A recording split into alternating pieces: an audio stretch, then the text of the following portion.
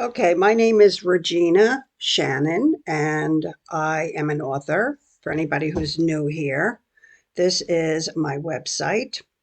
Now, this video is going to be about proofreading through your own writing weakness. Every writer has strengths and weaknesses, and at some point, it's important to recognize what those are. I made a list of my weaknesses, and it's an expanding list that I add to with every single book I write. Now, here is the informational sheet that I keep on proofreading in general. I have lists of what to check regarding the development of the storyline, some of which I compiled while watching other authors' videos, and some of which I added when I did my own writing. I have notes also on my strategy of writing a novel in 8 layers. Now, towards the bottom, I have a long list that again is ever expanding with each new book of words I need to be careful about. Some of them are words I use too often. Some are adverbs that are frowned upon, like just and really and very. And some are just spelling issues that I seem to have a block about. My favorite one is the word drawer, the top drawer of a dresser. Now, this word came up in I think the first 9 books that I wrote. And although I know intellectually that the top drawer is spelled D-R-A-W-E-R, I continued to write, especially in the first draft, a D-R-A-W. And I also, at least 50% of the time, I just read right over it. So I had to add that to my list of words that I need to check in every single manuscript. So any type of information I find helpful in proofreading, I add it somewhere on this list that I review before I begin the first layer of proofreading.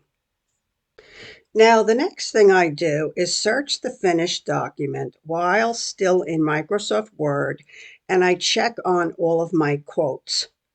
I go through each one to make sure that I have an opening quote and a close quote. It's very easy to do in Word. You just use the Find feature and search out one quote. And it turns the quotes all yellow, whatever you're looking for, actually. It turns yellow, and then you can check each one to make sure that you have an opening quote and a closing quote.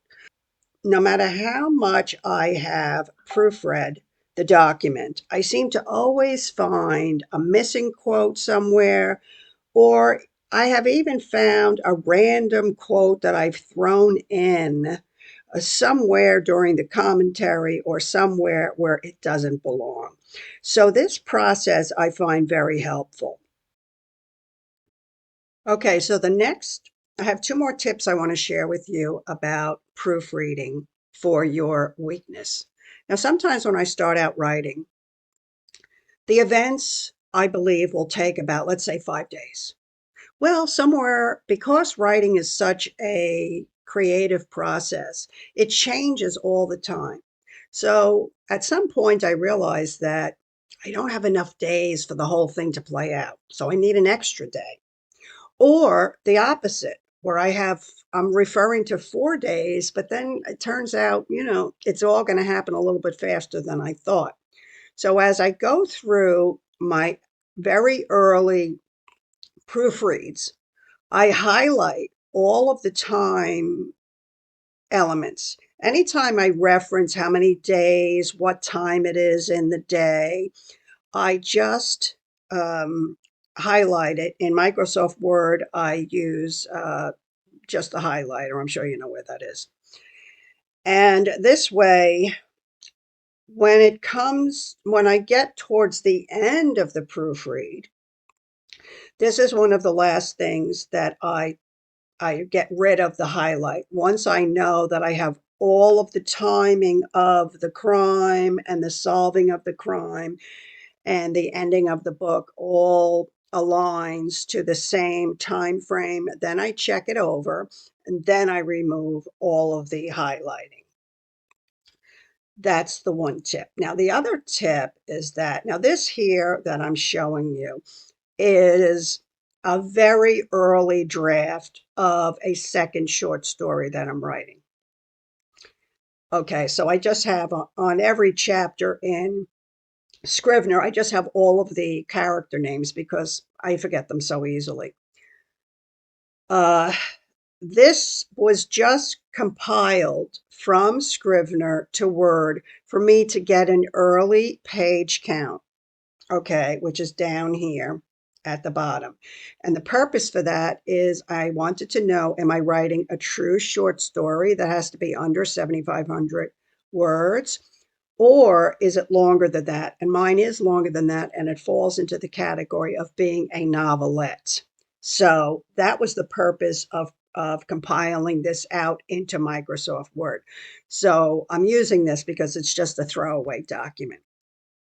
So when you are in your document to proofread, some of the things that I have done is I will search out all of my pesky word problems, the ones that I showed you from the list.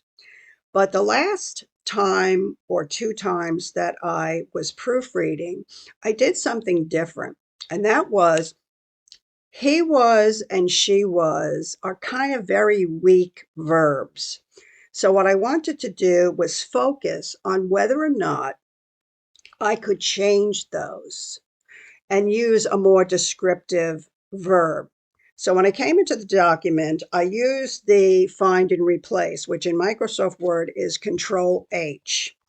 And then you would search for space, he was, space, and then I'm going to change it to he was, space. Now, when you click replace all, it's going to change it all throughout the whole document. Now, this might not be for everyone, because what this does is it forces me, and it will force you, to see every single time you use the phrase he was. And I do the same thing for she was. I do it for another phrase that I use all the time is in order to.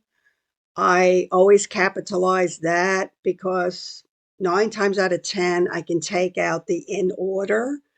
And I like to focus on that when I'm reading through the document the first time. So that I find very helpful to do. And I think that you would find it helpful to do also.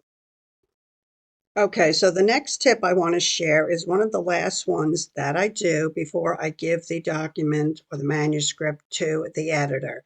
And that is in Microsoft Word, I go up and I read this aloud to myself. So on the ribbon here, I click on Review.